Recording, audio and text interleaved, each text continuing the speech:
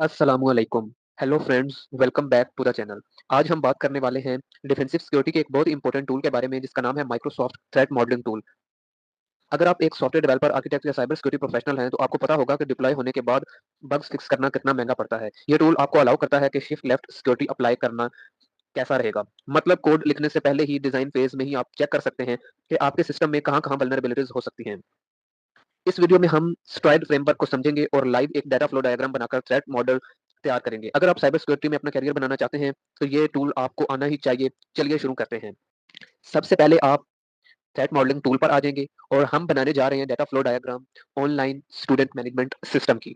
तो इसके लिए हम एक स्टेंसिल्स पे जाएंगे और जेनेरिक एक्सटर्नल इंटरेक्टर से हम ह्यूमन यूजर को सिलेक्ट करेंगे और ड्रॉप कर देंगे। जेनेरिक एक्सटर्नल इंटरेक्टर में से ब्राउजर को सिलेक्ट करेंगे और ड्रॉप करेंगे।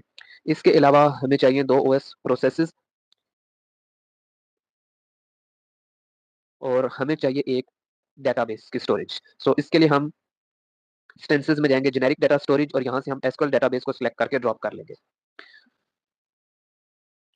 और फॉर एक्सटर्नल इंटरेक्टर्स हम दो मजीद एक्सटर्नल इंटरेक्टर ऐड करना चाहते हैं, तो ह्यूमन यूजर को हम सिलेक्ट करेंगे एंड देन हम अगेन ह्यूमन यूजर को सिलेक्ट करें। और अब हम आप देख सकते हैं नीचे एलिमेंट प्रॉपर्टीज आ रही हैं। अब आप इनके नेम को चेंज कर सकते हैं। For example online student management system में हम एक स्टूडेंट की एंटिटी बनाना चाह रहे हैं, स्टूडेंट, तो आप एलिमेंट प्रॉपर्टीज में जाके नेम को एडिट कर सकते हैं। इसी तरीके से हम ब्राउजर पे क्लिक करेंगे और फिर एलिमेंट प्रॉपर्टीज में से जाके इसका नाम हम वेब फ्रंट एंड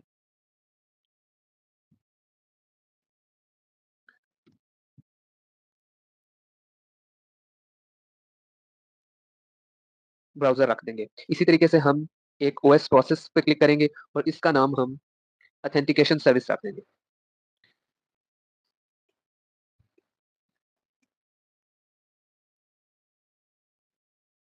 उसके बाद हम एक ओएस प्रोसेस को वेब सर्वर बनाएंगे और इसका नाम हम रख देंगे web application server.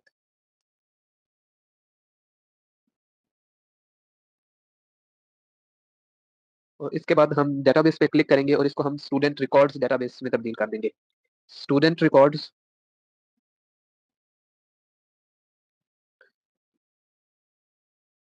Student records database.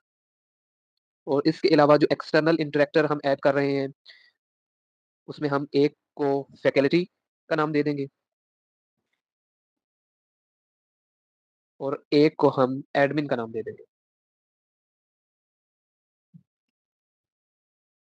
तो फ्रेंड्स, ये हमने एंटिटीज और प्रोसेसेस को ऐड कर लिया है। अब हम इन्हें अरेंज कर लेते हैं। इस तरह के स्टूडेंट वेब फ्रंट एंड को इसके करीब ले आएंगे। इसी तरह हम authentication service, web application server और स्टूडेंट रिकॉर्ड्स डेटाबेस को यहाँ पे अरेंज कर लेंगे और फैकल्टी को जरा लेफ्ट साइड पे कर लेंगे। इसके बाद हम सबसे पहला जो काम करने वाले हैं, हम इनकी बाउंड्रीज बनाने वाले हैं कि ये स्ट्रक्चर जो हम बना रहे हैं इसके अंदर हम कैसे इनको बाउंड्रीज में रखेंगे, कैसे पता चलेगा कि कौन सा प्रोसेस किस डोमेन के अंदर हो रहा है।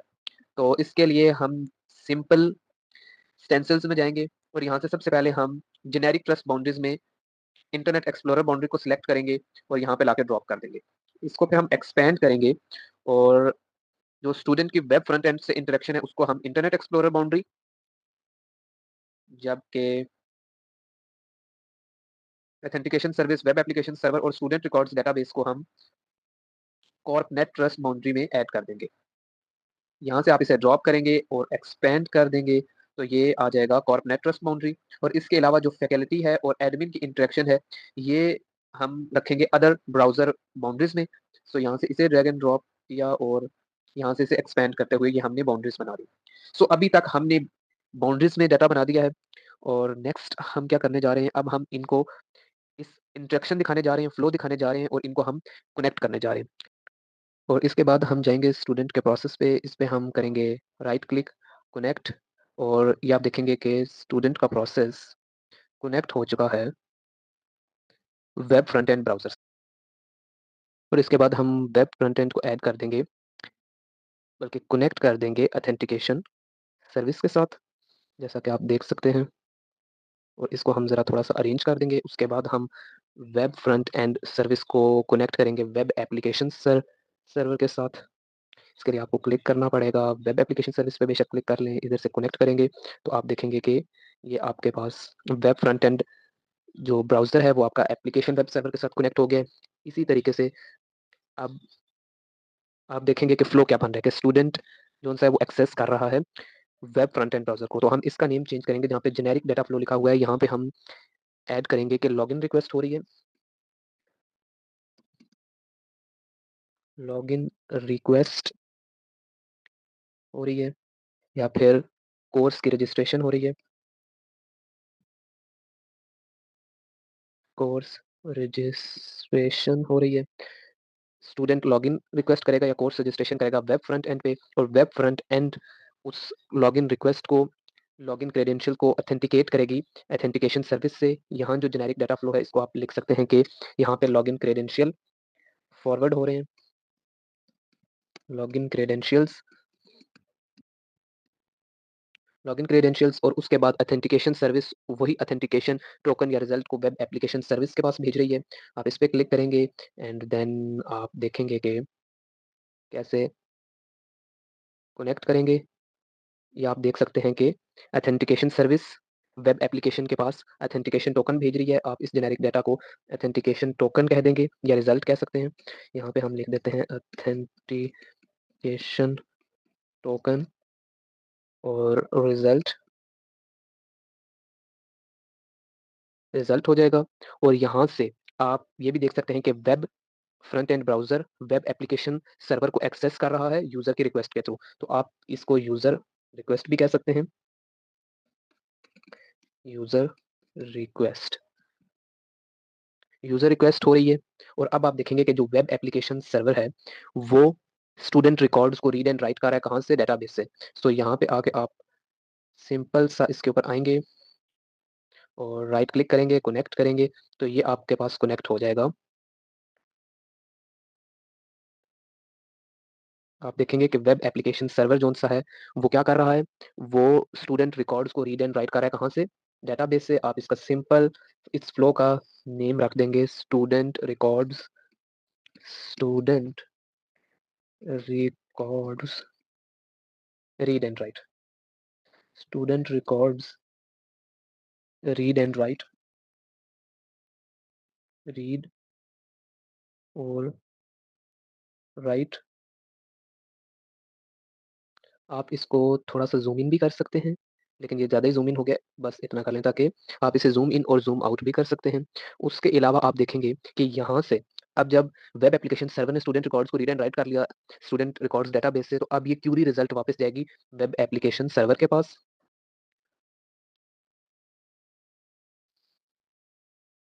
यहाँ से आप कनेक्ट कर देंगे,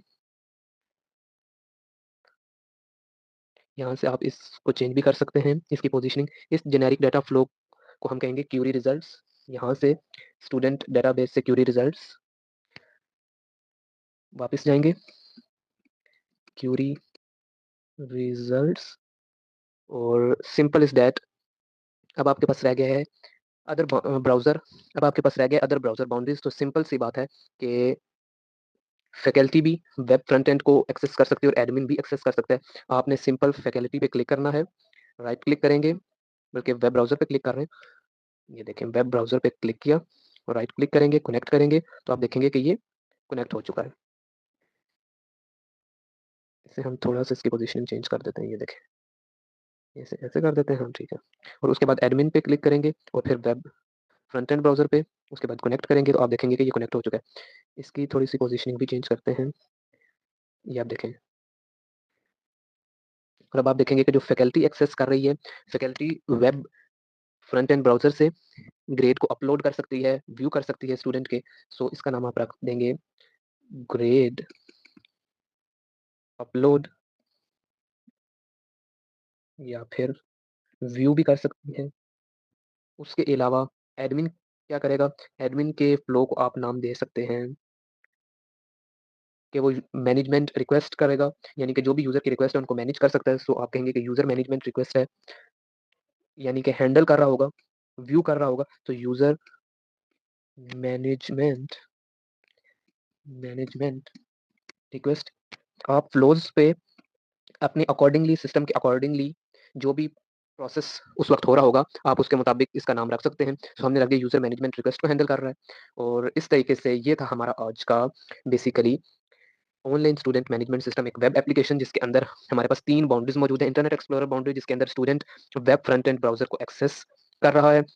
उसके बाद वो वेब फ्रंट एंड ब्राउज़र से लॉगिन क्रेडेंशियल ऑथेंटिकेशन के लिए ऑथेंटिकेशन सर्विस पे जा रहे हैं और सिंपल रिक्वेस्ट जो उनसे वो वेब एप्लीकेशन सर्विस पे जा रही हैं। इसी तरीके से ऑथेंटिकेशन सर्विस से फिर वेब एप्लीकेशन सर्वर पे, फिर वेब एप्लीकेशन सर्वर से स्टूडेंट रिकॉर्ड्स डेटाबेस में और फिर दोबारा से फेच होके क्यूरी रिजल्ट्स आ रहे हैं। ये कॉर्पनेट ट्रस्ट बाउंड्री के अंदर हो रहा है और इसी तरीके से एक एक्सटर्नल एंटिटीज़ जो सी हैं वो फैकल्टी और एडमिन है जिनको हमने अदर ब्राउज़र्स बाउंड्रीज़ में रखा हुआ है, वो भी as same it is web front end को एक्सेस कर रहे हैं। ग्रेड को अपलोड फैकल्टी ग्रेड को अपलोड और व्यू करने के लिए, जबकि एडमिन ग्रेड एडमिन जोन सा है वो ग्रेड और वो तो बेसिकली सब कुछ ही दे सकता है। जो एडमिन है वो ग्रेड भी देख सकता है, व्यू भी कर सकता है, लेकिन मेनली यहाँ पे जो हमने इसे असाइन किया है कि वो फ्लो में क्या हो रहा है, तो वो फ्लो में हो रहा है कि यूजर मैनेजमेंट रिक्वेस्ट हो रही है। ये आपने एक डाटा फ्लो डायग्राम बना लिया ऑनलाइन स्टूडेंट मैनेजमेंट सिस्टम की। आपने अभी एक मैनेजमेंट सिस्टम बनाया नहीं है फिजिकली, लेकिन नहीं आपने उसका कोड किया, लेकिन आपने उसका स्ट्रक्चर बना लिया और अब आप ये देख सकते हैं ये थ्रेट मॉडल टूल क्या करेगा, फोकस करता है स्ट्राइड टेक्नोलॉजी पे। स्ट्राइड के अंदर आता है spoofing, tampering, repudiation, information disclosure, denial of service और एलिवेशन ऑफ प्रिविलेज को ये चेक करता है और उसकी मिटिगेशन रिपोर्ट्स जारी करता है। ये आप व्यू देख रहे हैं हमारे पास, अभी हम डिज़ाइन व्यू में हैं। अगर हम एनालिसिस व्यू में चले जाते हैं तो अब हम एनालिसिस करें, अब हम ड्रॉ नहीं कर सकते। तो अभी सिंपल हम मौजूद थे डिज़ाइन में। आप इसकी रिपोर्ट कस्टम एक क्रिएट कस्टम रिपोर्ट भी कर सकते हैं जिसके अंदर आप खुद से भी चीज़ें ऐड ऑन कर सकते हैं। इसका हम नाम रख देते हैं DF सिंपल और आप इसको सेव करेंगे तो आप देख सकते हैं कि रिपोर्ट जनरेट हो गई है। ये एक कस्टम जनरेटेड रिपोर्ट होगी। यहाँ पे आपको देख सकते हैं कि बाकायदा बता दिया गया है कैटेगरी क्या है, बता दिया गया है कि elevation of privilege, description, justification. उसने कहा कि यहाँ पे आपने कोई मिटिगेशन नहीं ऐड की हुई और आपको कैटेगरी भी बता दी जाएगी कि थ्रेट की कौन सी कैटेगरी यहाँ पे आपको बता दी जाएगी कि कौन सी मुतासिर हो रही है, कैसे उसको बेहतर किया जा सकता है। ये सारी इन्फॉर्मेशन आपको बता दी जाएगी कि और बता दिया जाएगा कि ये इंटरेक्शन फॉर एग्जाम्पल ये ग्रेड अपलोड हो रहा है, यहाँ पे कौन सी कैटेगरी वायलेट हो रही है या किस कैटेगरी में थ्रेट मौजूद है, वो डिनायल ऑफ सर्विस थ्रेट हो सकता है। डिस्क्रिप्शन में बता दिया है कि कैसे हो सकता है internal and external agent interrupts data flowing across a trust boundary in either direction. तो अब आपने एक पूरी रिपोर्ट जनरेट होगी आपके पास और पूरी स्ट्राइड टेक्नोलॉजी को इसने डिस्कस कर दिया है। सो ये थी आज की वीडियो। होप सो कि आपको आज की वीडियो पसंद आई होगी। अगर आपको वीडियो पसंद आई है तो इसे लाइक करें, शेयर करें और चैनल को सब्सक्राइब करना ना भूलें। आज की वीडियो के लिए इतना ही। फिर मिलते हैं किसी नेक्स्ट वीडियो में, तब तक के लिए अल्लाह हाफिज़।